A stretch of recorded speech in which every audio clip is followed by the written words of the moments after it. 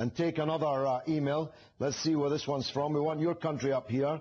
Vilma in Brazil, if the UN in 1948 legalized Israel, why can't they reverse this action that has brought so much misery for the Palestinians? The UN should accept responsibility and end this justice by naming Israel an illegal state. Well, Vilma, of course that could not happen because the United States would veto it, as it has vetoed scores of United Nations resolutions criticizing Israel over the years. So I'm afraid that that's not going to happen. But we do have now the beginnings of war crimes investigations being carried out by United Nations agencies. And it's vital that all the governments of the world tell their ambassadors they want these crimes investigated and they want the criminals brought to book. And your government and my government must be made to do this, and they haven't agreed to do it yet. Let's take another telephone call. Yes, caller, where are you calling from? Hello? Hello, my name's Farid and I'm calling from Glasgow. Very welcome. Yeah, what I wanted to say was I'm so shocked and sickened to my core about what's happened in Gaza, and you know, the worst feeling was actually feeling helpless that I couldn't do anything to stop it or to change anything, and everybody just looks to someone else to change something. They think, well, someone else should be doing it, but then I think that we can all make a difference individually and collectively by stopping the funding of these atrocities. If each one of us, all of us, boycotted Israeli and American products like Coke, McDonald's, Starbucks and Marks and Spencer, I think we could all make such a big difference and stop these things happening from our own level. Well, the issue of individuals taking responsibility is one I'm concentrating on now, because we're not going to persuade the kind of people that we just saw on the screen, Sadiq Khan, the new Labour minister. We're not going to persuade them to care about Palestine. We have to do it. We have to boycott all Israeli products in whichever shop they are sold. We don't need to boycott any particular shop. We should boycott Israeli products in all shops. And of course, if people stop drinking Coca-Cola and smoking Marlboro and putting Esso into their tank, that would certainly make an impact on American imperialism too. But we should take it one step at a time. Let's boycott all Israeli products and let's start doing something for the Palestinian people. You are in Glasgow. The first fire engine on the convoy came from Glasgow, the second from Tayside, the third from Manchester. We're beginning to pick up steam. See what you can do to help us. Go to vivapalestina.org on the internet. Let's take another telephone call. Yes, caller, where are you calling from? Hello? Hello? Hello? Yes, where are you? Yeah. Good evening. My name's Suzanne. I'm 13 years old, calling from London. Welcome. Yeah, I just want to say that I watch this program every day, and I cry when I see the children in Palestine being killed. And George Bush did with the Israelis, and Palestine's had nothing.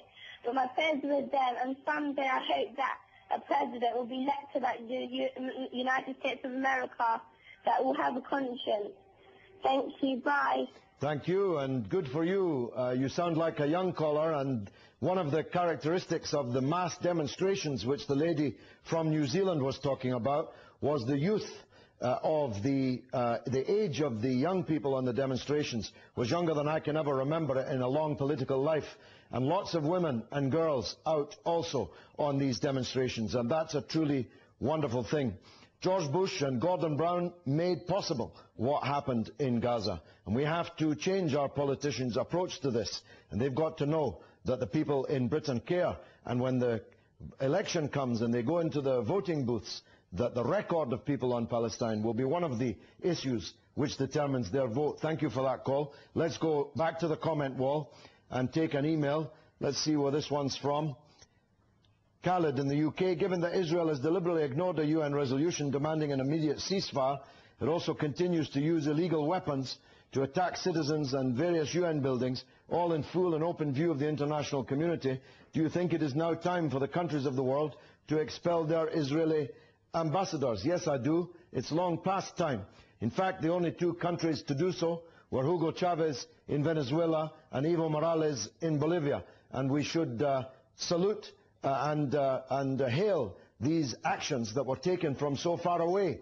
But there are Israeli ambassadors in other Arab countries nearby, and that's the biggest disgrace of the lot. One of the good things is that so many people saw what was happening, and one of the reasons for that was the heroic work of the Press TV crews under shell fire, under bombardment in Gaza.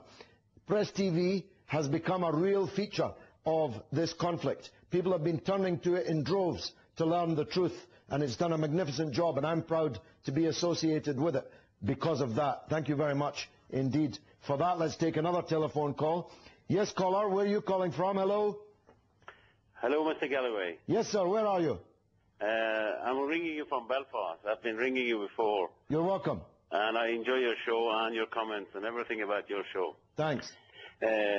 Basically, tonight I wanted to say that there must be a way out of this. If you go back to a little bit of history on Palestine and Israel, the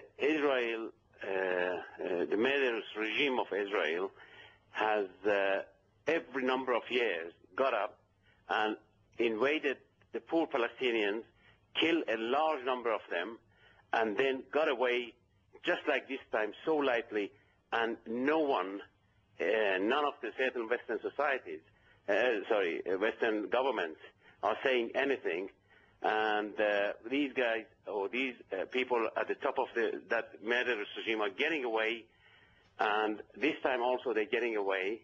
There has to be something like people like yourselves, responsible people of the world, decent people of the world can do to bring these people to justice. They have to answer for what they're doing. You can't just get away with these murders. This is killing in cold blood. You know, these guys are fighting with stones in their hand, and yet you got the latest army against them, and God knows what. Yes. So there must be something. Well, thank you for that call. A very good one from Belfast. Of course, David fought Goliath with a stone in his hand, and he triumphed. And God willing, the Palestinian people will triumph too. Certainly, the Goliath of Israel completely failed in its objectives in this latest barbarous attack against the Palestinians in Gaza. It completely failed politically, militarily, and certainly in terms of the public relations battle around the world, despite their deployment of some of the most highly paid, best-dressed, Western-educated and accented spokespeople. It was possible for them to get from the foreign countries which compose the population of Israel today. Let's go back to the telephone lines and take another call. Yes, caller. Hello? Hello, George. Yes, where are you? I'm in Leicester. Very well, sir. Go ahead. Good. Throughout this conflict, my sister-in-law has been living in Rafah, and she went in with the Free Gaza movement, breaking the blockade in August on a boat. Congratulations. Well done. Yeah, we've been in constant contact with her, and it's been very, very tough. But she's emailed us on a regular basis, and we've spoken to her. We also have video evidence of the atrocities that have been happening there. Some of it's quite graphic and very frightening and very, very worrying. We just need to get these messages across to the relevant people who can do something about this.